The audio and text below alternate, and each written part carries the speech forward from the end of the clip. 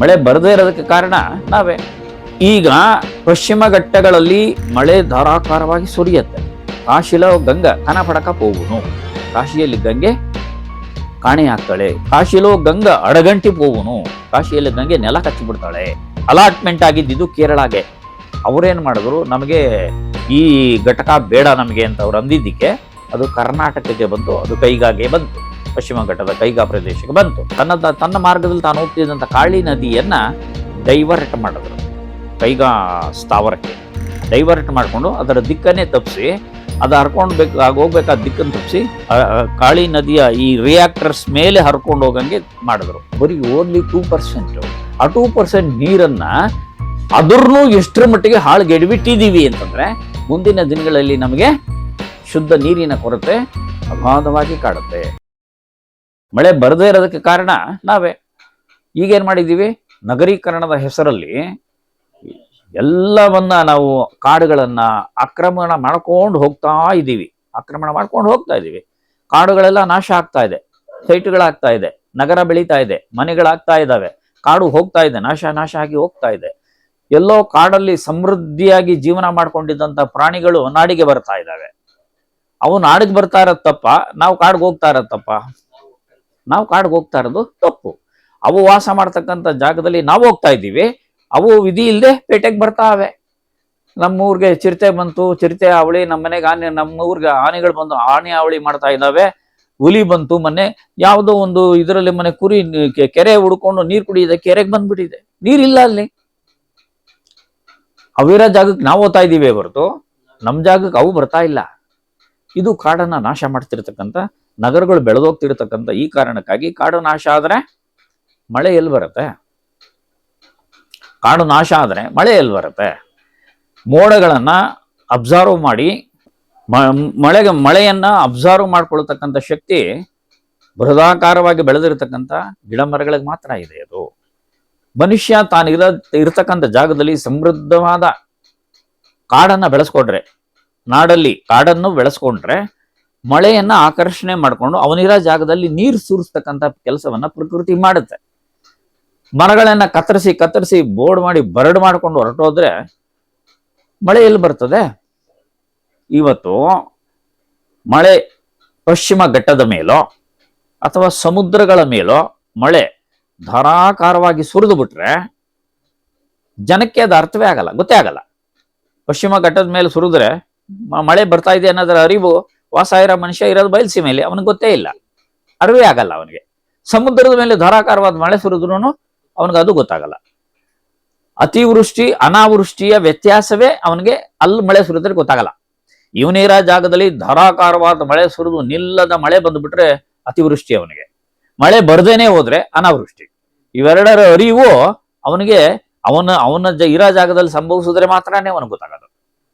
ಪಶ್ಚಿಮ ಘಟ್ಟದ ಮೇಲೆ ಸುರಿದ್ರು ಗೊತ್ತಾಗಲ್ಲ, ಸಮುದ್ರಗಳ ಮೇಲೆ ಸುರಿದ್ರು ಗೊತ್ತಾಗಲ್ಲ. ಈಗ ಪಶ್ಚಿಮ ಘಟ್ಟಗಳಲ್ಲಿ ಮಳೆ ಧಾರಾಕಾರವಾಗಿ ಸುರಿಯುತ್ತೆ. ಆ ಸುರಿದ ಮಳೆಯ ರಭಸದ ಅಲೆಗಳು ಫಸ್ಟ್ ಯಾವುದು ಕೊಡೆಯುತ್ತೆ? ಭೂಮಿ ಕೊಡೆಯೋದಕ್ಕೆ ಮುಂಚೆ ಕಾಡಿನಲ್ಲಿ ಆಕಾಶವನ್ನು ಚುಂಬಿಸ್ತಕ್ಕಂಥ ಎತ್ತರಕ್ಕೆ ಬೆಳೆದಿರತಕ್ಕಂಥ ಮರಗಳಿಗೆ ರಭಸದ ಮಳೆಯ ಹನಿಗಳು ಹೊಡಿತವೆ. ಹೊಡೆದಾಗ ಆ ಮಳೆಯ ಹನಿಯನ್ನ ಆ ಎಲೆಗಳು ತಡಿತವೆ. ಆ ಹೊಡೆದ ಹನಿಯ ಇದನ್ನ ತನ್ನ ಕಾಂಡದ ಕೆಳಭಾಗದಲ್ಲಿ ಸುರಿಸ್ಕೊಂಡು ಸಹಸ್ರಾರು ವರ್ಷಗಳಿಂದ ತಾನೇ ಬೆಳೆದ ತನ್ನ ಮರದ ಎಲೆಗಳಿಂದ ಭೂಮಿಯನ್ನ 10 ಅಡಿಗಳ ಆಳದಲ್ಲಿ ಕೆಳಗಡೆ ಸೊಪ್ಪು ತುಂಬೋಗಿರ್ತದೆ. ತನ್ನ ಬುಡಕ್ಕೆ ಮರಕ್ಕೆ ಹೊಡೆದ ರಭಸದ ನೀರನ್ನ ತನ್ನ ಬುಡಕ್ಕೆ ಇಂಗಿಸ್ಕೊಂಡು ಆ ಕಾಡಿನ ಯಾವುದೋ ಒಂದು ತುದಿಯಲ್ಲಿ ಒಂದು ಜೀವಂತ ನದಿ ಹುಟ್ಟೋದಕ್ಕೆ ಕಾಡು ಕಾರಣ ಆಗುತ್ತೆ. ಇವತ್ತು ಅಲ್ಲೆಲ್ಲೋ ಹುಟ್ಟಿದ ನದಿ ಹರ್ಕೊಂಡು ನಿರಂತರವಾಗಿ ಹರ್ಕೊಂಡು ಬರ್ತಾ ಇದೆ ಅಂತಂದ್ರೆ ಅದು ಪಶ್ಚಿಮ ಘಟ್ಟಗಳ ಪರಿಣಾಮ. ಇವತ್ತು ಪಶ್ಚಿಮ ಘಟ್ಟಗಳನ್ನ ಏನ್ ಮಾಡ್ತಾ ಇದ್ದೀವಿ? ಹಾಳು ಮಾಡ್ತಾ ಇದ್ದೀವಿ.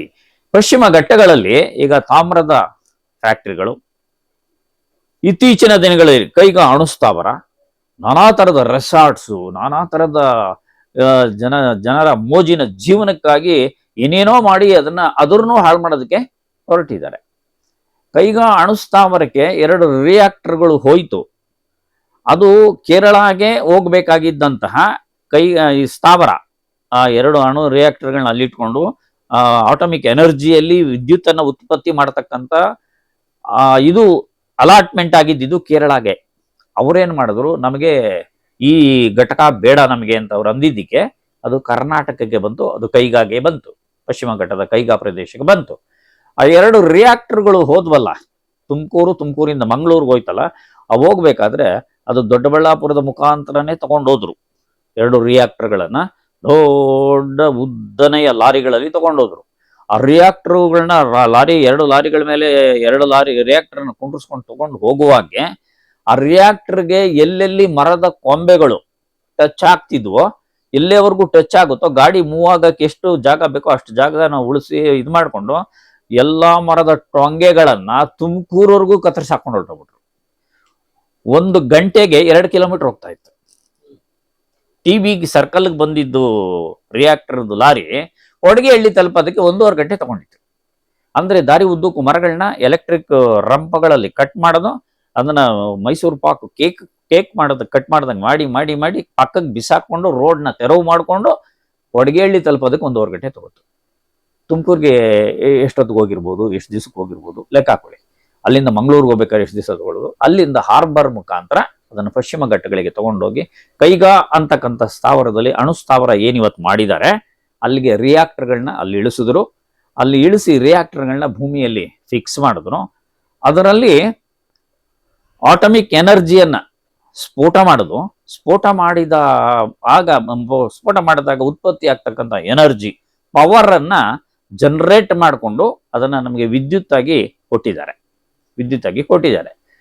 ಆ ರಿಯಾಕ್ಟರ್ಸ್ ಬ್ಲಾಸ್ಟ್ ಆದಾಗ ಹೀಟ್ ಆಗುತ್ತಲ್ಲ, ಆ ಹೀಟ್ ಆಗದಾಗ ಆ ರಿಯಾಕ್ಟರ್ಗಳನ್ನ ಕೂಲ್ ಆಗೋದಕ್ಕಾಗಿ ತನ್ನ ದಾರಿಯಲ್ಲಿ ಹರ್ಕೊಂಡು ಹೋಗ್ತಿದ್ದಂಥ ಕಾಳಿ ನದಿಯನ್ನ, ತನ್ನ ಮಾರ್ಗದಲ್ಲಿ ತಾನು ಹೋಗ್ತಿದ್ದಂಥ ಕಾಳಿ ನದಿಯನ್ನ ಡೈವರ್ಟ್ ಮಾಡಿದ್ರು.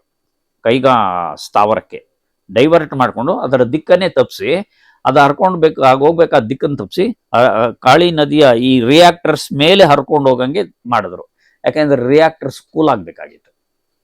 ಆ ಕಾಳಿ ನದಿಯ ನೀರು ರಿಯಾಕ್ಟರ್ಗಳ ಮೇಲೆ ಹರ್ಕೊಂಡು ಹೋಗುವಾಗೆ ಆ ರಿಯಾಕ್ಟರ್ಗಳಿಂದ ಹೊರಸೂಸ್ತಕ್ಕಂಥ ವಿಕಿರಣಗಳಿದೆಯಲ್ಲ, ಆಟಮಿಕ್ ವಿಕಿರಣಗಳು, ಆ ವಿಕಿರಣಗಳು ಕಾಳಿ ನದಿಗೆ ಸೇರಿ ಆ ನದಿಯ ನೀರನ್ನ ಕುಡಿತಾ ಇರತಕ್ಕಂಥ ಜನ ಇರ್ಬೋದು, ದನಕರುಗಳಿರ್ಬೋದು, ಪ್ರಾಣಿ ವರ್ಗಗಳಿರ್ಬೋದು, ಅವೆಲ್ಲ ನಾನಾ ತರದ ಸಮಸ್ಯೆಗಳು ತುತ್ತಾಗಿರ್ತಕ್ಕಂಥದ್ದು ಜಗಜ್ಜಾಹೀರು. ಎಲ್ಲ ಇದರಲ್ಲೂ ಅದರ ಬಗ್ಗೆ ನ್ಯೂಸ್ ಚಾನಲ್ಗಳಲ್ಲಿ, ಪತ್ರಿಕೆಗಳಲ್ಲಿ ಎಲ್ಲ ಬಂದ್ಬಿಡ್ತು.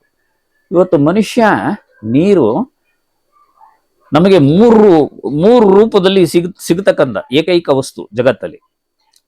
ಒಂದು ದ್ರವ ರೂಪ ನೀರು, ಇನ್ನೊಂದು ಗಡ್ಡೆಯ ರೂಪ ಮಂಜುಗಡ್ಡೆ, ಇನ್ನೊಂದು ಅನಿಲದ ರೂಪ ಅಂತಂದ್ರೆ ನಾವು ಆಕಾಶದಲ್ಲಿ ತೇವಾಂಶದ ಮೋಡಗಳು ಓಡಾಡ್ತಿರ್ತವೆ, ಅದನ್ನ ನಭದಲ್ಲಿಯ ನದಿಗಳು ಅಂತ ಕರೀತಾರೆ, ಆಕಾಶದಲ್ಲಿಯ ನದಿಗಳು ಅಂತಾನೆ ಕರೀತಾರೆ.